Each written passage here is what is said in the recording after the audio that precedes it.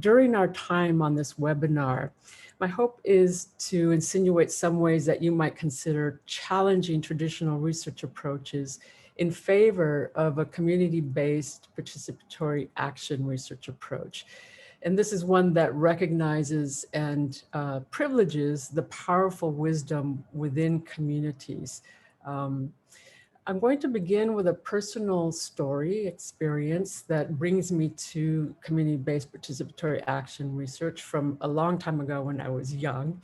I'm going to present a little bit on definition, theory, and history because understanding what participatory action research is, I think will empower all of us to be able to better challenge the traditional research approaches. Followed by an example from Action for Access, which incorporates some of what Angel was just mentioning about the Global Men's Health and Rights Study.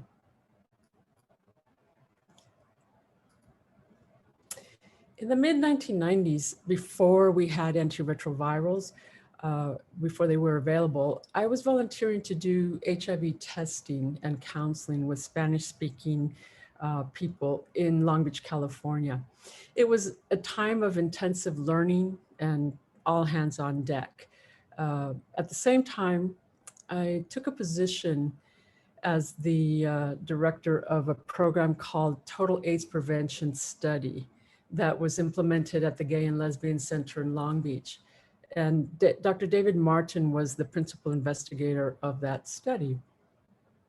And that study was designed to evaluate an intervention program for gay men who had recently tested positive for HIV infection. And remember, this is in the beginning of the epidemic, so not a lot was known. And of course, that program was designed for English-speaking participants. So where were the Spanish-speaking Latino gay men to go? The ones I was seeing in HIV testing. They started gathering in my office after hours is what happened. And then eventually on their behalf, I asked Dr. Martin if we could implement the TAPS program in Spanish. He said, yes, go ahead, translate it.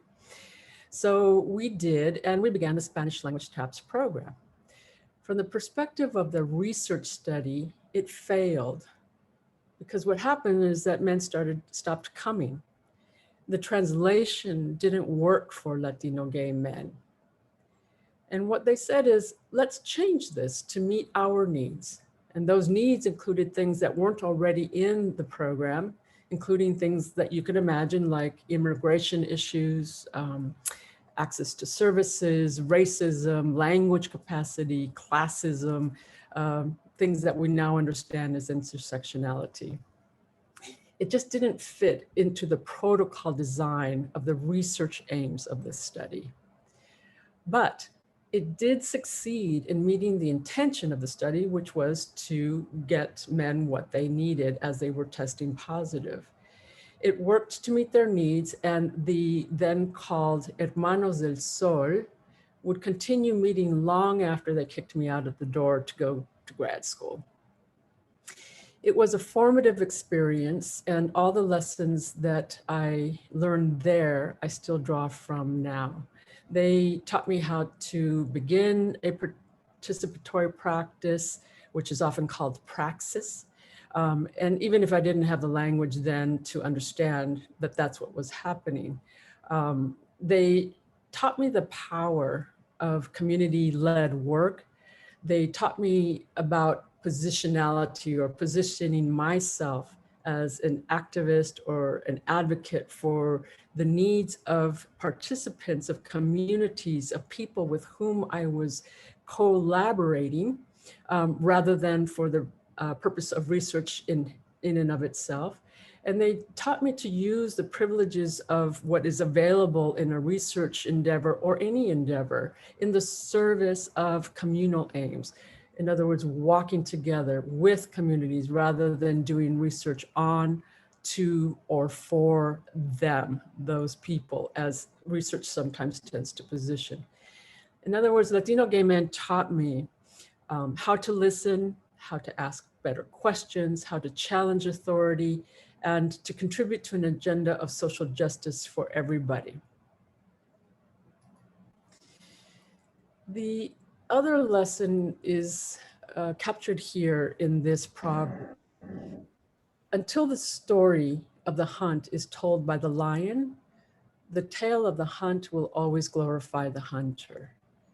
And in this case, Latino gay men's voices told a different story from the research question. And we, the researchers, and all of us together need to learn how to hear that story.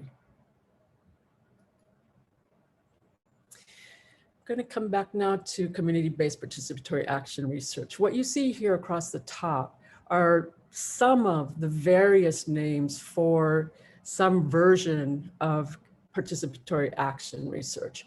And they include things like the first one, community engaged research, or PR for participatory research, community-based participatory research, participatory action research, and then the one that I think captures most of those tenets is community-based participatory action research.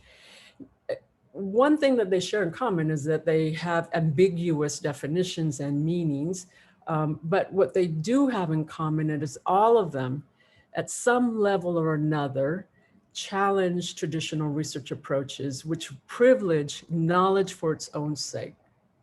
And so for the purposes of our conversation today, CBPAR, Participatory Action Research definition is a research framework or an approach.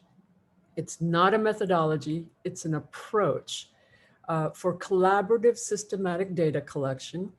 I'm going to stop there because collaborative systematic data collection is the hallmark of research. That it's systematic is what makes it research as opposed to other forms of knowledge production, which are not necessarily systematic.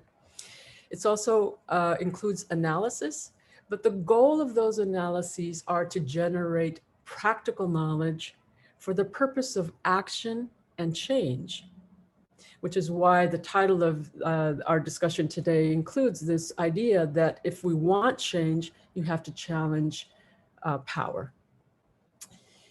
I also want to make a point that this approach, community-based participatory action research, is on a continuum where it could involve including, for example, community members in outreach. They can become consultants in the research endeavor. They can be involved.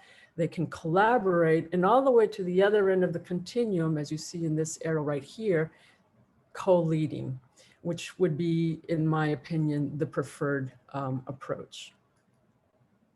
There are lots of challenges to community-based participatory action research, but the ones in orange are the ones I want to highlight. There are power imbalances often in community-based participatory action research where even when there's an attempt to share power, that power may still be on the side of the researcher who gets to make more decisions than on the side of the community. And so that power imbalance has to be changed if we want change as an outcome or action. The capacity imbalances are also there as well, and that happens on both the side of the researchers and the community, where the researchers often don't have the kind of knowledge, the capacity, and access to community that would allow them to do better research, as an example. And on the other side, community members sometimes aren't given power in the form of knowledge or skills or capacity to frame a question or the money to do the research itself. And then there are competing priorities as you go along on both sides, where sometimes researchers forget that the priority could and maybe should be whatever the needs are of a community, which community-based organizations, an example, often do acknowledge and recognize and attend to. And on the part of the researchers, the competing priority might be to collect data, as opposed to, for the community members, the priority might be to provide services. These are just some examples. Here's a little bit of history, because I think that this really positions participatory action research in a way that helps people advocate for what they need when they want to participate in research, whether they are initiating it in a community-based organization themselves, as is often the case in at MPact, as an example, or collaborating with a research institution or a researcher formally. In the 1940s, in the global north, particularly in the United States, this approach began as a challenge to traditional research, where the perspective was that there needed to be research that was more practical, problem-solving oriented, using consensus models, meaning that everybody agrees together on what the goals of the research are rather than just the researcher. That there would be broad groups of stakeholders, people from different environments collaborating together, and that one of the goals was to transform leaders to be able to engage in partnership, by which they meant, and I would interpret as meaning that community members, community-based organizations, key stakeholders become, and researchers themselves all become able to participate in the research endeavor together by sharing knowledge of how to even do the research.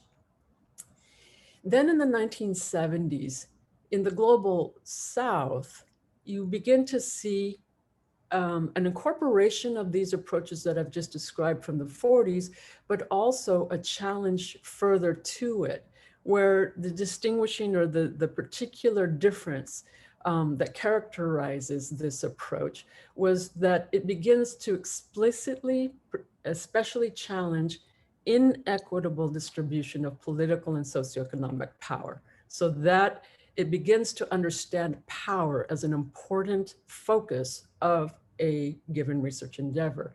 It also understands unequal access to and participation in the production of knowledge in institutions of higher learning. And so you can imagine that in community-based organizations, it's often very difficult and challenging to get access to the tools and skills of the research endeavor. And so in this case, there's somebody really important, and one of my most important teachers is Paulo Freire. So that in the 70s, you have Paulo Freire from Brazil, and Orlando Faz Borda, a sociologist from Colombia, and Rajesh Tandon from India, coming together and looking at how how they could challenge through liberation education the power imbalances that existed. And in this sense, education is the occasion for looking at challenging these imbalances, and it might help to understand Paulo Freire's approach to understanding that imbalance. And so he explained education, and this become relevant in a minute, as a banking metaphor, where education is on the part of the teacher given, that is the bank. So educators and the education system is the bank, has knowledge that is then shared with students.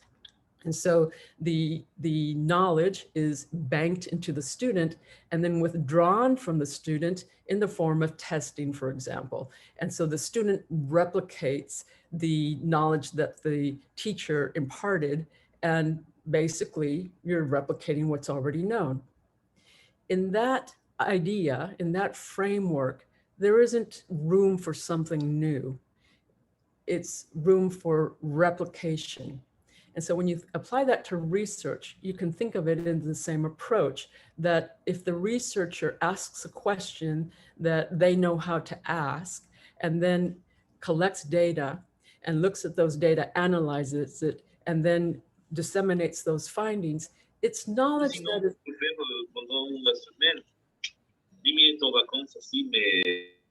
There's somebody talking also. So that's knowledge that is already close to what the researcher thought of and already knows. As opposed to when it's collaborative, when you begin to share it, you can then ask and impart new knowledge. And that idea is called praxis on the part of Paulo Freire.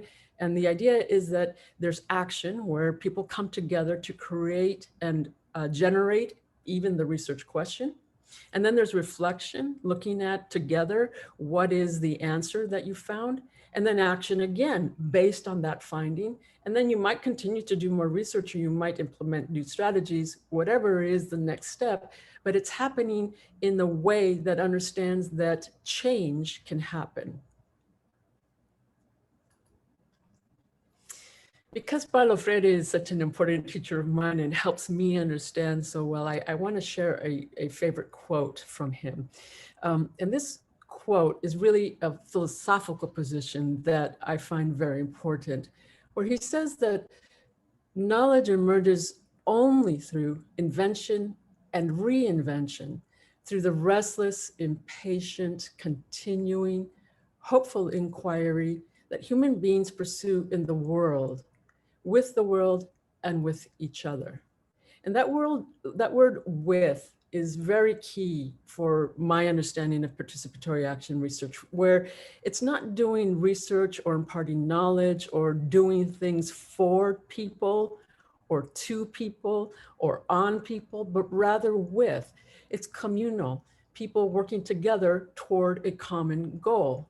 And he called this concientización. And this idea of concientización has been translated as critical consciousness, where the idea is to focus on achieving in-depth understanding of the world of social and political contradictions, of power imbalances, because it's the extent to which we understand all of those things that we can then create change. And if change is a goal, as opposed to only creating knowledge for its own sake, then everybody together has to understand this.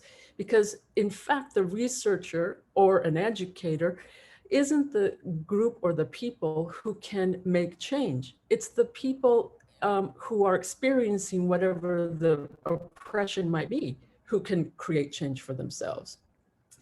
And so there are some assumptions. And one of those assumptions is that action towards change or liberating oppression and the oppressed requires individual, and I would say also collective knowledge. But the individual knowledge that must happen for change to occur is comprehensive.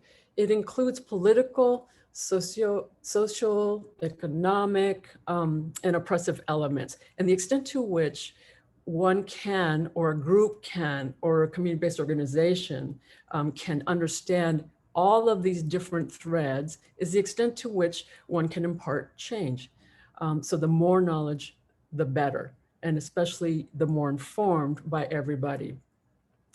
And so finally, the idea is that real learning and real knowledge production happens when the learner themselves is empowered to actively engage with the content in the real world, to make the connections, to understand the constructs, to understand and make meaning of what is happening in their world. So back to community-based participatory research, this is a classic list of principles that Barbara Israel put together back in 1998. I'm not going to go through them, but I want to highlight some of the pillars of these principles. Participatory action research, or community-based participatory research, as she would call it, does create high-quality research. It's an approach. It's not a methodology. It's the methods and the rigor with which research is conducted that predicts whether it's good quality or not whether or not community is engaged. If community engaged, in my opinion, it can only make it better if you have good research practices and methodologies. The other pillar is that knowledge is co-constructed. It's made together, as I keep repeating, but this is the thing that distinguishes community-based participatory action research, so it's worth repeating. It's co-constructed together, and it's mobilized evidence for the purpose of impact or change. It is not for the purpose of knowledge production per se. As exciting as knowledge is and can be, I certainly enjoy it. It is not really valuable unless there's an intention for change or impact. And the other hallmark is that there are partnerships that are formed among community-based organizations and researchers, and between them and with other people and key stakeholders. So there's one more idea that I want to introduce, and that is this idea that multiple lenses are required for good knowledge production. And there's this idea of a scientific lens, which says that science or knowledge can only be produced in a scientific way. And that that scientific, or also called positivism lens, is the only one that's valuable. And I think that in this group, probably, I don't need to explain how often it is the opposite, that this kind of scientific knowledge that is produced is sometimes vacuous, it's empty, it's not really valuable because it kind of sits there as data and isn't applicable because the question maybe wasn't asked properly or it just wasn't shared appropriately. As opposed to a non-scientific lens that really understands that knowledge is multi-layered, it's complex. It's not one thing, it's multiple things. And if you understand that real knowledge is multi-layered and complex, then a few things will happen. First of all, no matter what you design in a research endeavor, it's going to be complicated once humans are involved, and it should be. And to the extent that you have community members participating in that research, your data are going to be richer, more relevant, and applicable and usable for change. So from that continuum, from a scientific lens all the way to a non-scientific lens, I'm not going to go through this whole continuum except to highlight the differences on either end of the continuum. In traditional research, the investigator is the one who leads that research, and that's their role. And participants are what one could call the researched, and the researched are used as objects or subjects, as even they're called in protocols that are designed around research. And the goal of a traditional research approach is to advance academic knowledge. So knowledge for knowledge's sake. Now that knowledge can then later be used for other purposes and implement, for example, interventions and protocols that way, but its primary objective is knowledge that is presumably pure. On the other end of the continuum, from including community and participation, you have action research, which I would describe as a participatory practice, where the researcher understands themselves as a tool toward a shared goal. And then the role of the researched or participants is as co-conspirator. So the researcher and the researched, or the participants in the communities, are co-conspirators together again. This thing keeps coming up, of working together toward a goal. And the objective is to empower communities or the group who are the object for the question, for example, through knowledge production to be able to act on their own behalf. And that exists on a continuum. And this is multi-layered. I'm going to switch gears now and talk a little bit about an example, and that is a case study from Action for Access, which was a study that we began back in 2016. It led to the Global Men's Health and Rights Survey of 2019 that ended in 2020. Some of you may have even participated or seen this as it went live. I'm not going to present the data findings, but rather the process, just to illustrate how a participatory action research approach can take place. We were very fortunate that when we applied to the Ministry of the Netherlands Bridging the Gaps initiative, they agreed to allow us to bring together a team of investigators from the Global South to produce a research question. So when we got the money, we didn't actually articulate a research question. What we said is, we want money to do a process, which meant bring us together to develop the question and then do a research study. So they agreed and they gave us funding for 5 years. we set this up from 2016 and 17. We began subgrants, we began meeting weekly basis on calls, twice a year in person. And then we agreed on the whole process and we decided this together. And it took us probably a good 6 months to come together around the process, and then another several months to articulate the research question and the specific aims and what it is that we were going to do. But we did this all together. And the focus ended up being particularly in Vietnam and Kenya. And here you see the study team meeting in, this happens to be in Vietnam. And we took different goals, a focus on Vietnam and Kenya, and then a US global goal. Again, I'm not going to go into all the details of the study, but rather focus on the process. One of the things that we articulated right away was what our action aims were. In fact, we began there. And the first aim was to be able to learn and apply methods that would enhance local research capacity. And so that's one goal, capacity to do research and to consume and understand research at a higher level. The other was to develop an evidence base to inform program design, policy, and advocacy at the respective organizations. So at Ishtar in Kenya and Lighthouse in Vietnam. And then to be able to analyze and disseminate those findings among the key stakeholders first. And our key stakeholders were our community members and organization members. And these are community-based organizations. So MPact is a community-based organization, and Ishtar and Lighthouse are as well.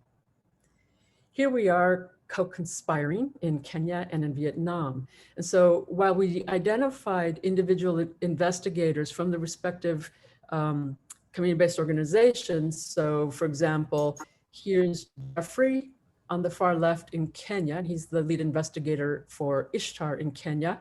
And here is Tung, who's the lead investigator for Lighthouse in Vietnam. They also would share everything that they learned with their respective teams in their organizations. So they are learning new methods around research and also teaching those lessons onward with their members of community-based organizations. And so back to this idea of building critical consciousness, in addition to the findings of the research study itself, there are lots of things that we're sharing with each other where the community members, broadly speaking, but also through the interpretations of the respective community member key investigators, are bringing their concerns for Kenya and Vietnam, and then the global perspective on the part of MPact. They bring context, how to apply, what the implications, meaning, and different resources. They bring all of this together and share it together with, on the side of the researcher, which would be I and Kaleto Makofane in the beginning from South Africa, who's now in the United States. We were sharing all our skills, the methodologies that we had learned, the idea of systematic inquiry, creating structure around a research project, and all the resources that we had. And so together, we brought all of this together, and we definitely call this, and this is a good example of a community-based participatory action research project, to develop theory and toward action. Our primary focus was around structural factors, or what we would call structural violence, and using multiple ways to understand structural violence. And we had 3 research aims, broadly speaking, to look at the sexual health needs and determinants of access to sexual health services for gay men in the 2 different countries, Vietnam and Kenya, but also globally, it turned out, because we ended up getting more resources to do that. And so to do that, we developed a quantitative survey after we analyzed the qualitative data, and then quantitatively, or in survey form, examined those determinants. Again, this isn't the goal of our discussion today, but just to give you a broad outline of what we did. And here are the multiple kinds of things that we looked at together. We looked at structural violence in the form of stigma, violence, provider discrimination, things that help, for example, having good quality of life, community engagement, and having comfort with provider, the opposite of provider discrimination. We looked at criminalization on the part of different countries once we got country level data. And then we looked at access to all of these different services on the right-hand side. So let me back up a little bit.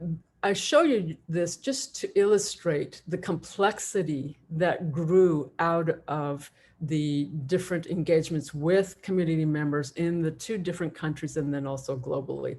And to show that at a community-based level, there's a lot that can be done even with limited resources, because we didn't have all the money in the world, but we were very scrappy. We worked together and met together as often as we could to be able to collect all of these kinds of data. And so in terms of action, it happened at multiple levels. And again, this idea of critical consciousness raising toward the goal of being able to have more power, to increase power, to be able to act on our own behalves, on the behalf of the individual investigators, on the behalf of the community-based organizations, and most importantly, on the behalf of the communities that the community-based organizations serve.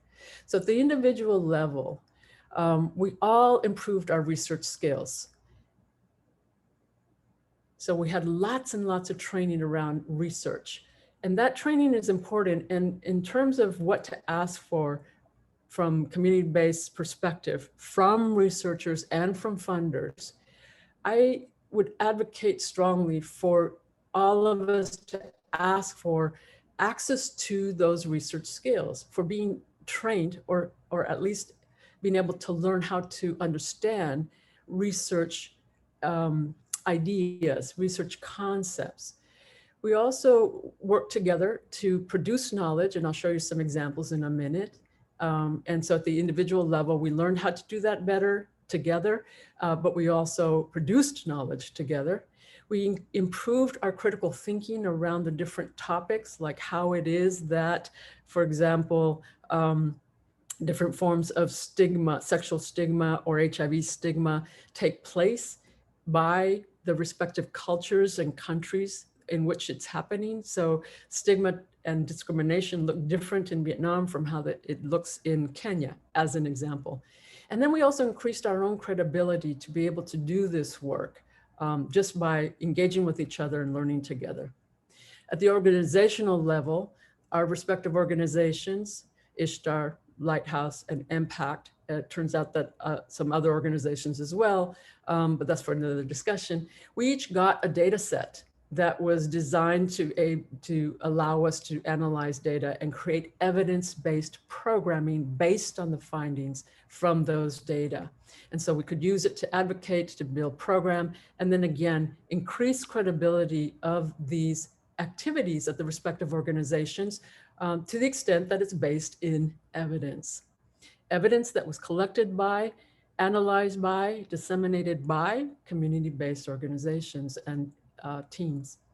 At the country level, a lot of the data could be and were used to present at in ministries of health, in advocating for the needs of the respective organizations and of community members around that particular country. And a good example is in the country regional operational plans or COPS reviews, where Jeffrey and Tung, who are the investigators for the respective countries, and then members of MPact, who also lead in helping to understand and do trainings around and participating in COPS reviews, could use the findings from the research data to advocate for the needs and requests around what would be important for the respective countries.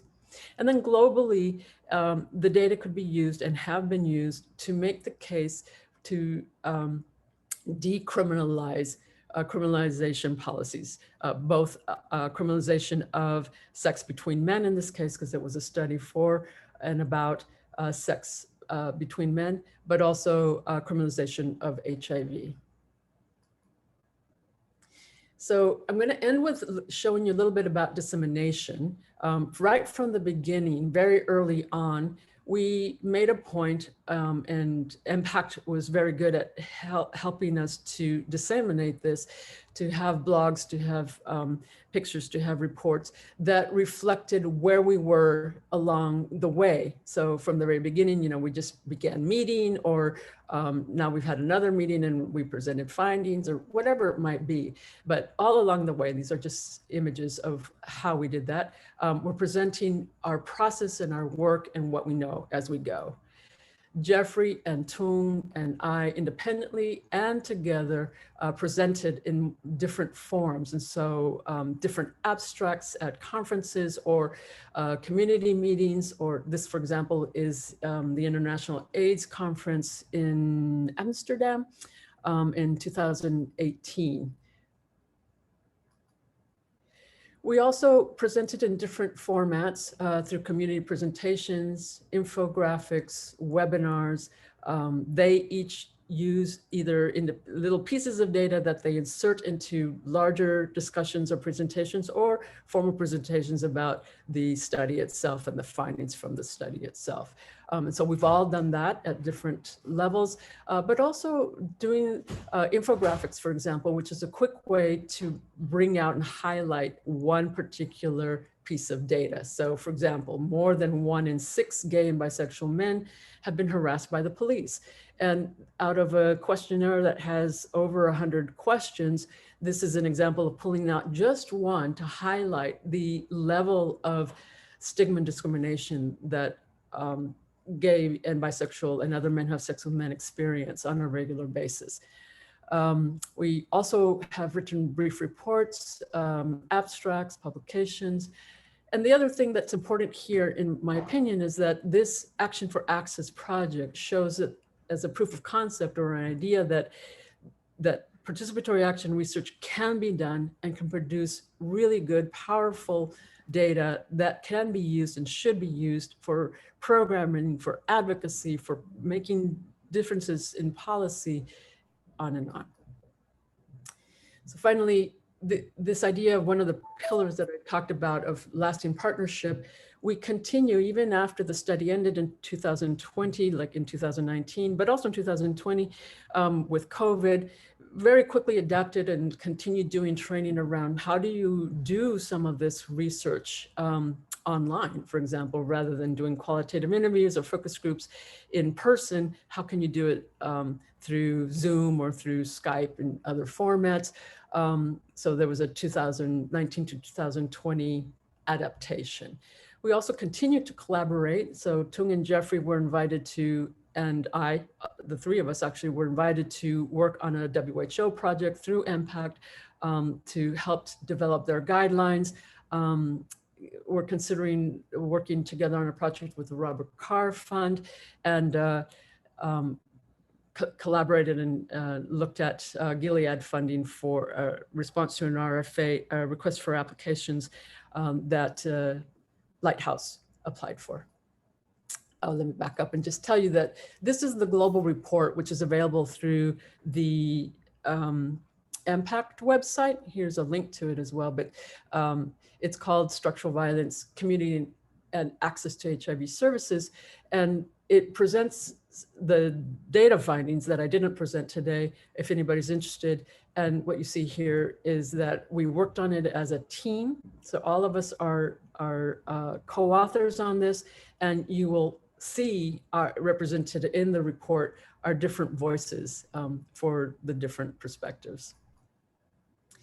And so finally, and this is my last slide, in terms of participatory action and research ethics, it's really important to remember and then to advocate for, if you're going to engage in community-based participatory research, and especially if you're going to collaborate with a researcher at a research institution who may not be as familiar as you would want them to be around these principles, is to make sure to advocate for the community voice, to to demand respect for the wisdom and knowledge that is inherent to community-based organizations and to community members, to make sure that there is increased, if not entire, access to the different findings, including to the data sets.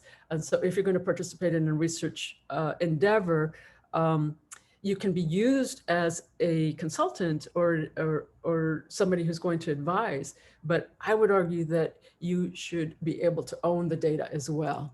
There are benefits to participants in the participation of research as well as to having access to the data, making sure that you get credit. So for example, co-authoring, not only because in the process of co-authoring, you will improve the findings and the researchers will learn better how to do better research, but also because you will learn the skills of research. If you're interested in that. I already mentioned data ownership, meaning having access to the data set, a copy as an example. There's a division of labor that you want to be very careful about, where the division of labor doesn't just end up being community members collecting the data, researchers analyzing the data and using it for their own purposes, but rather a real division of labor that involves co-constructing the knowledge, the interpretation, and the dissemination of those findings, and having a plan for how the findings will be used. What are the implications of those findings, and how will they inform the way that communities will be able to use it? And then representation of local communities. All of this moves towards justice, making sure that there's privacy, of course, and the rigor of the research and fidelity to findings. This leads to action. Thank you very much. I'm going to stop here and open it up for discussion or any questions. Sonya, thank you so much for sharing all this information. We're going to hold off a little bit on the discussion piece or the question and answer piece, just to honor their time and patience to Lindsey. Lindsey, I want to thank you again for joining us. Lindsey Dawson is the Associate Director of the HIV policy at the Kaiser Family Foundation. She conducts research and analysis on domestic HIV policy, and her work focuses on health systems, insurance coverage, federal funding, impact access for people living with HIV, and the programs that serve them. She holds a master's in public policy from King's College London, and a bachelor's of sociology from the Women's Study at Smith College. And Lindsey, I have allowed you to share your screen, and thank you so much for sharing with us some resources that are available here in the US. Great, thank you. Can you all see that?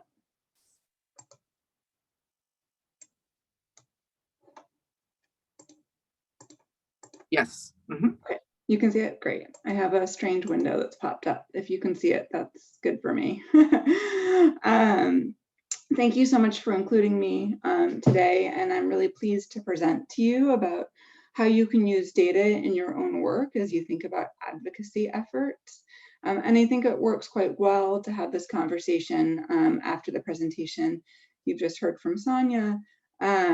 Sonya spoke a lot about frameworks for research. And of course, much research is driven by data.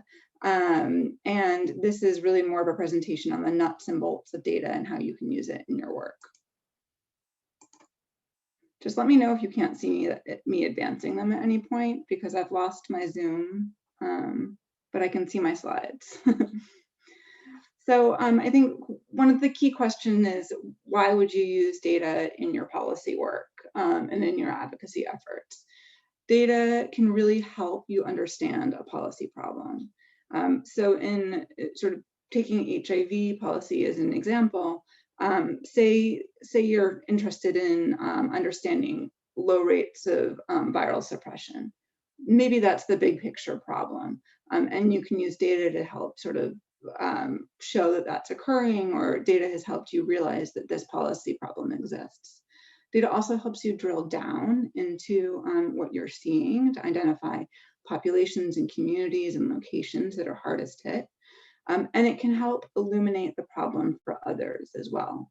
And that might not necessarily be the data that sort of helped you identify the problem, but as you share this policy issue and potential policy solutions that you've come up with key stakeholders, you want to illuminate the problem in compelling ways. And then often when you're talking to stakeholders, particularly those that have positions of power and the ability to shift policy, regional and local data is what is most compelling, especially if you're talking about somebody like a representative, a member of Congress, a senator, somebody at the county or congressional level.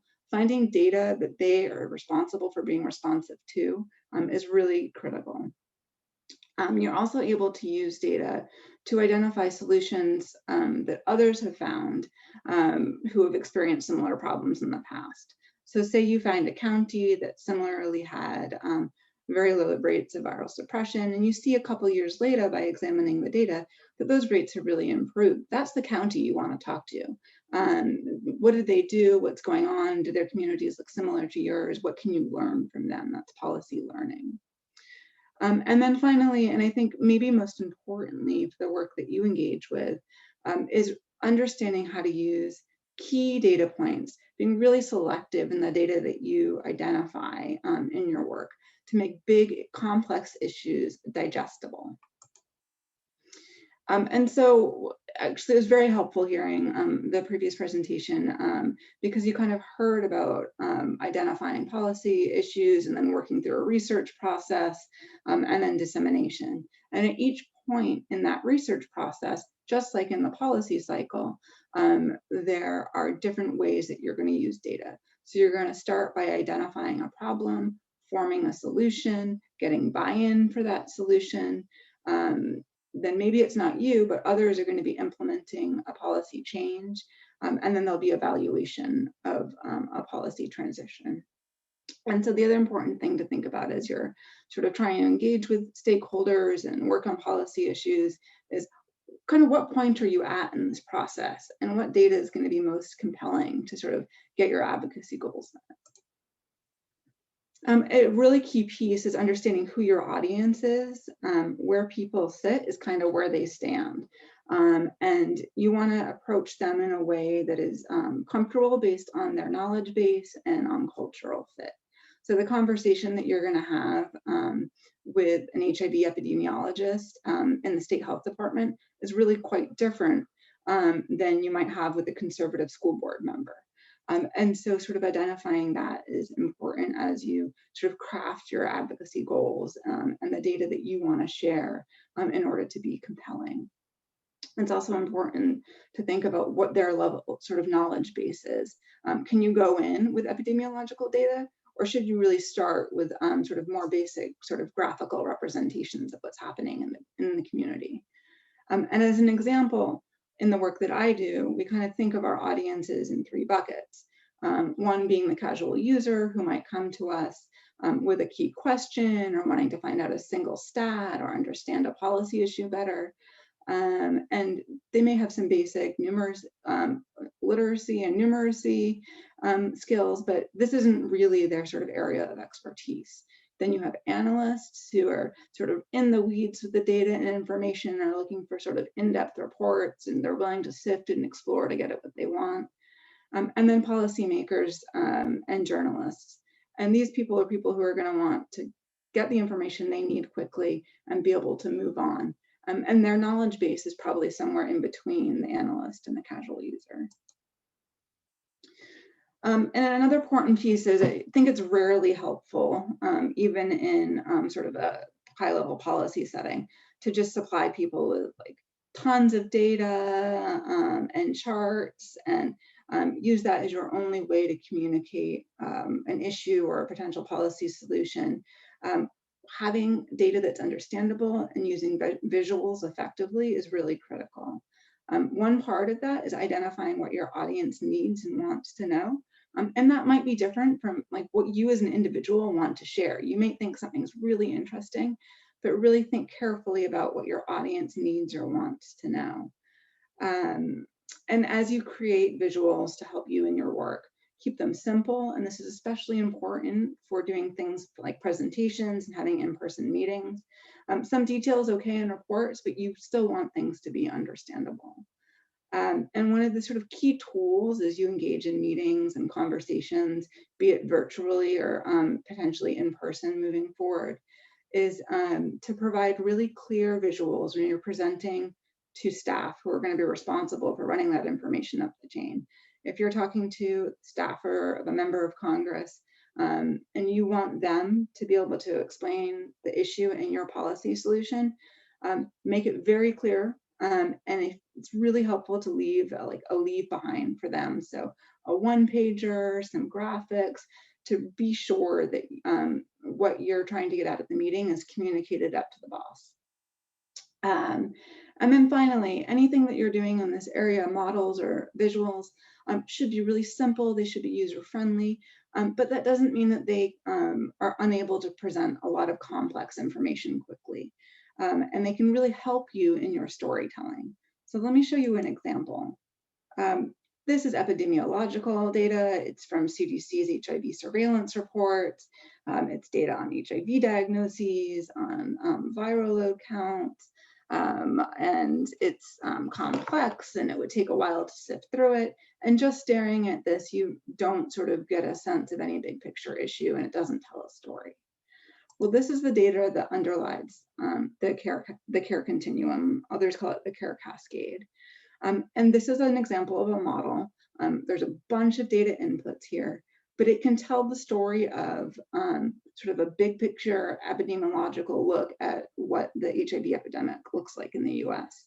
So of the 1.2 million people with HIV in the US, 86% are diagnosed, 63% of people are receiving care, and about half are really retained in care or virally suppressed. And so we're able to use this to walk through sort of a bit of a story. And the other thing I like about this model is that the empty space on the top side of these bars, you can sort of identify what policy problems are. So the first one would be that there's people who are undiagnosed, and you can start thinking about policy solutions, and you can talk through those as you explain the model. And so I think this is actually a really nice, successful tool, an example of some of these issues that I'm talking about. And so for the second part of the presentation, what I'm going to do is just provide you with some key resources for HIV data. It may be a little sort of hard to follow now, but I have a slide with all the resources with hyperlinks to them. And my email is on the front slide here. So if you need help going through or figuring out how to get the best data for your work, I'm always available to walk through that with you. And so the first resource I want to share is the CDC Atlas. This is a more user-friendly way to get at the surveillance reports that were in an earlier slide. And you can identify an HIV variable, so something like HIV diagnoses, linkage to care, PrEP coverage, and then you can pick your jurisdiction that you're going to look at. And so this goes back to who's your stakeholder and what's the area that they're interested in. So you can look at the nation, the state, the county, some of the ending the epidemic counties, and sort of drill down in terms of localities. You can also sort the data. So say you're looking at HIV diagnoses in California, you can search that by age, gender, transmission route, and start to pull out pieces. This tool will actually create visuals for you in the charts below, or you can download the data into an Excel spreadsheet and play with it yourself. This is a tool on our website. It pulls from a bunch of different resources. It's called State Health Facts. And on the left-hand side, you'll see there's a whole range of categories you can choose from. One of those is HIV. Though sometimes it's helpful to look at the HIV data in concert with some of the other things that are going on here. So uninsurance rate would be under, I think there's a coverage in the uninsured category, or Medicaid. You could look at whether or not a state's expanded their Medicaid program. And then we have more variables as well. And our table that it spits out is going to be very simple. It's going to have just the state and then where the state's at in terms of that variable. And we have it in most cases for multiple years. AIDSview is a really nice visual tool. It's a great thing to show stakeholders sort of what their region looks like in terms of some of the same HIV indicators we've been talking about. The maps are all downloadable. The folks at AIDSview are very generous with this tool and like want you to use the data. There are state level fact sheets that can be downloaded. And so this is a really nice opportunity as well. And then this opportunity is from the Ryan White HIV/AIDS Bureau website. This is their specific state health profiles website. Ryan White is the payer of last resort. It's the safety net provider of HIV care. About half of people in the US with HIV use the program for some kind of a resource. Maybe it's all of their HIV care. Maybe it's just some support services. Maybe it's help affording their insurance program. And you can look at this nationwide, what the sort of characteristics of clients looks like, or you can go in at the state level. And as you're working on advocacy efforts, a lot of advocacy on HIV issues in the US do center on the Ryan White program. And so this is a helpful tool as well. Similarly, the AID-app is the part of the Ryan White program that can provide drugs or help people purchase insurance. And you can get all kinds of state level information from NASDAD, which is the sort of membership organization for state HIV directors, monitoring report. And that's downloadable. And again, all the resources will be at the end of the slides. So finally, I just want to leave you with a slide to think about data visualization. This is a really wonderful checklist from Stephanie Evergreen. And it's a nice way to sort of just check yourself as you're building out a graphic. Am I making this graphic in a way that can communicate effectively? And her example here, you can see on the left-hand side, there's like a fine chart about attendee breakfast preferences, but it looks a little dated. And then applying her visualization checklist, she crafts sort of a much glossier and more streamlined looking chart on the right. And so I like to refer to that tool myself. These are the resources I mentioned. I think this is everything that I've shown you. But again, my email is at the front of the slide deck, so I'm very happy to take questions over that if we don't have time today, or if something comes up in the future. Thank you so much. Thank you, Lindsey. Thank you, Sonya. And now we have the opportunity to open it up for any questions, any discussions, any thoughts that folks may want to share as we have, close to 15-20 minutes left in this session. So any questions? I didn't see any in the chat. I did see a couple of resources go in. Trevor Stratton put in conducting research on HIV among Indigenous peoples, values, approaches, and guidelines. And that happened during Sonya's presentation. And I also put in the website or the webpage that holds the information around the Global Men's Health and Rights Survey, which also kind of catches all the process, including some of the data that was produced as a result of that. So any questions from the audience? This is your opportunity to ask any questions or share any knowledge that you currently have around the topic at hand.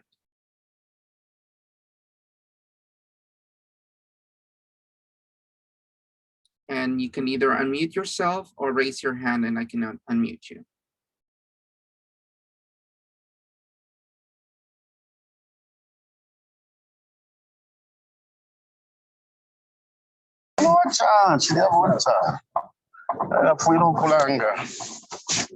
Hello, Kennedy. Sorry. Okay. Anybody else? And with Lindsey's permission and Sonya's permission, we will make these presentations available to folks in attendance.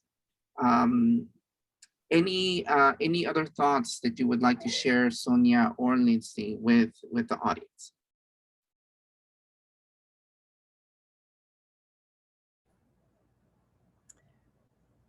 Just to thank you for this opportunity. It's been really a pleasure to think about these ideas together with you, Angel, and to get to present them today.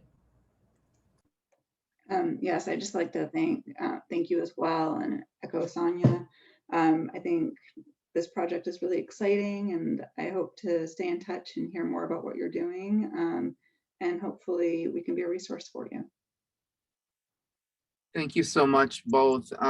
Just letting folks know, if you did get the calendar invitation about the different webinars that are part of this series, Lindsey will be joining us again on June 8th, discussing another wonderful resource that is available through the Kaiser Family Foundation, which actually they're tracking resources, HIV-related resources, and how they're going to the community.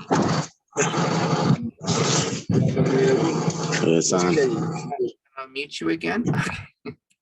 But so please stay connected.